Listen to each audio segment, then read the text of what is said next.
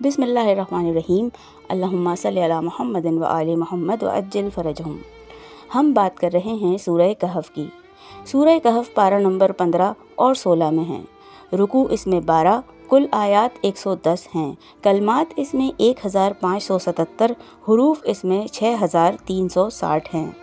आयत नंबर 17 का तर्जुमा ये है कि और आप देखते हैं कि जब सूरज तुलू होता है तो उनके गार से दाहिनी तरफ सिमट जाता है, और जब गुरूब होता है तो उनसे बाएं तरफ कतरा जाता है, और वो गार की कुशादा जगह में हैं। ये अल्लाह की निशानियों में से एक है। जिसे अल्लाह हिदायत करे वही हिदायत पाने वाला है, और जिसे अल्लाह गुमराह कर दे उसके लिए आप सरपरस्त व रहनुमा ना पाएंगे। सामीन गिरामी, असहाब कहफ़ के गार का महल वक़ू बयान हो रहा है कि सूरज से किस जानिब वाक़ था।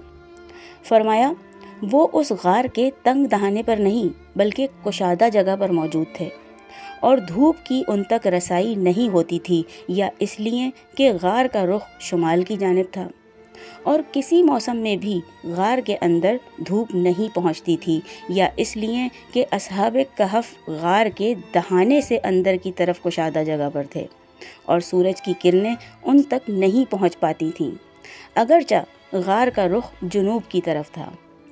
आयत में इन दोनों बातों के लिए गुंजाइश मौजूद है कि अगर गार में दाखिल होने के एतबार से दाएं और बाएं कहा जा रहा है तो गार का रुख शुमाल की तरफ होगा, और अगर खारिज होने के एतबार से है तो गार का रुख जुनूब की तरफ होगा।